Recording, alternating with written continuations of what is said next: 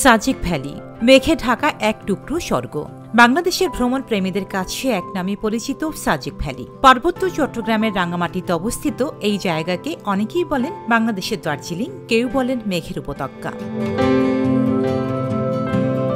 সাজেক যেতে চাইলে প্রথমেই যেতে হবে খাগড়াছড়ি, সেখান থেকে বাঘাইহাট পর্যন্ত নয়ন জুড়ানো পথ। তারপর সেনা নিরাপত্তায় রওনা চাঁদের গাড়িতে সরাসরি সাজেকের দিকে। চাঁদের গাড়িতে পিচ্ছিল রাস্তা পেরিয়ে কখনো রোলার কোস্টারের মতো উঠবে, কখনো নামবে। বৃষ্টির ভেতর সে যাত্রা আপনাকে ভয়, রোমাঞ্চ আর আনন্দ একসঙ্গে দিবে।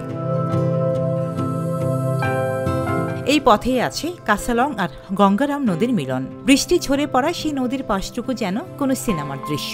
অবশেষে সাজেকের রুই রুই পাড়ায় পৌঁছেই যেন মনে হবে আপনি দার্জিলিং এর কোনো পাহাড়ি গ্রামে আছেন। বর্ষায় সাজেক মানে মেঘে ঢাকা পাহাড়, বৃষ্টির সামনে হারিয়ে যাওয়া পথ আর চারপাশে বৃষ্টির শব্দ। সকালের দিকে ব্যালকনি থেকে দেখা যাবে ভারত মিজোরামের পাহাড় আর সূর্য ওঠা। কখনো আবার সরে এসে নেমে পড়বে ঘন মেঘ আপনার হাতের সামনে। যদি ব্যালকনি থেকে সময় কাটান, পূর্বমুখী ব্যালকনি হলে সূর্যোদয় আর পশ্চিমমুখী হলে সূর্যাস্ত দেখা যাবে। আর বর্ষায় তখন মেঘ, বৃষ্টি আর সবুজ পাহাড়ই হবে আপনার সারাক্ষণের সঙ্গী। সাজেকের ভিড় এড়াতে নিরিবিলিতে চাইলে ছুটির দিন বাদ দিন। পাহাড়ি পাড়ায় হেঁটে দেখুন স্থানীয় জীবন, বৃষ্টিতে ঘুমন্ত প্রকৃতি।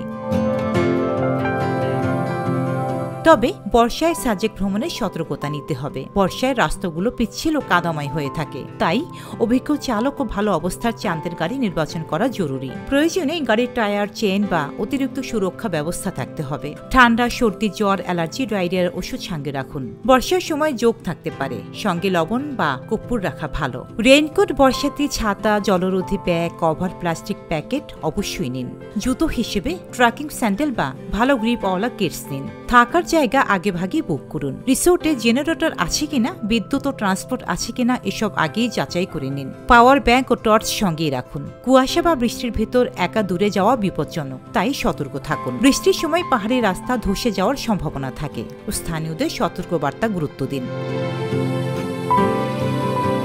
বর্ষায় সাজেক মানি একটা কুয়াশা মোড়ানো ভিজে দুপুর, একটি পাহাড়ি বিকেল যেখানে বৃষ্টির শব্দই একমাত্র গান। আর ফিরে আসার পর মনে হয় এই বর্ষায় সাজেকে না গেলে জীবনের আসল বৃষ্টি দেখা অপূর্ণ থেকে যায়। রোজিনা রোজি, দেশকাল নিউজ।